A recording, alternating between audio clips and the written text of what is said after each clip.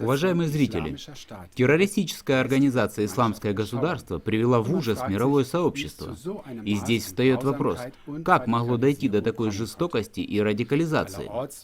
Повсюду снова слышны воззвания о более сильном проявлении США как мировой полиции. Но как уже об этом было сказано в передаче Klagemauer TV от 11 сентября, по словам бывшего сотрудника ЦРУ Стивена Келли, исламское государство – это враг, искусственно созданный и финансируемый США. Два следующих примера показывают, что это утверждение вполне объяснимо.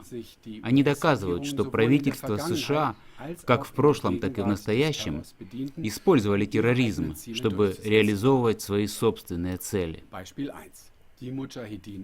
Первый пример. Маджахеды в Афганистане. Маджахедами называли себя различные группировки, которые с 1979 по 1989 годы воевали против советских оккупантов.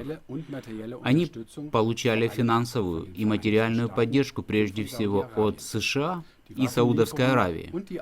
Поставки оружия и обучение многих боевиков были организованы американской спецслужбой ЦРУ.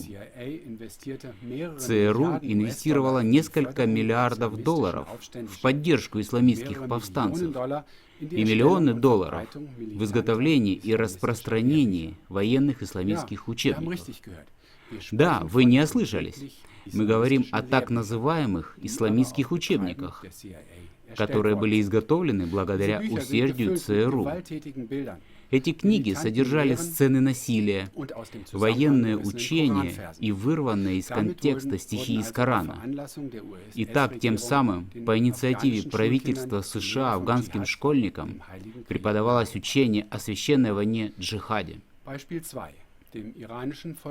Мы переходим к примеру номер 2, к народным маджахедам.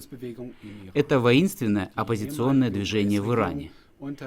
Бывшее правительство США во главе с президентом Бушем хотело использовать это оппозиционное движение для того, чтобы достичь смены государственного строя в Иране. Конечно, звучит абсурдно, что правительство Буша заключило соглашение с оппозицией, которую оно само публично классифицировало и характеризовало как террористическую. Но насколько это сотрудничество между тем процветает, недавно рассказал экс-сотрудник ЦРУ Рэй МакГоверн ARD журналу «Монитор». На вопрос, почему ЦРУ сотрудничало с народными маджахедами, он ответил: «Я думаю, потому что они на месте и потому что они готовы на нас работать.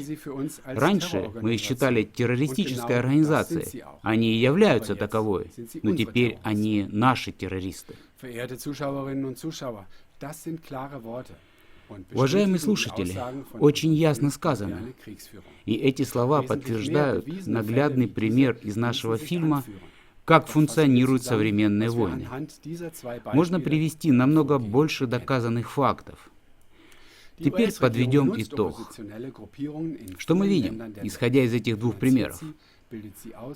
Правительство США во многих странах мира использует оппозиционные группы, финансирует их, обучает, снабжает их оружием и радикализирует. Оно классифицирует их как террористов или делает их своими партнерами. Все именно так, как оно в данном случае служит их собственным целям. Посмотрите еще дополнительно нашу передачу 16 июня «Как функционируют современные войны» на нашем сайте. Распространяйте наши передачи и таким образом вносите свет в эти темные махинации. Хорошего вам вечера.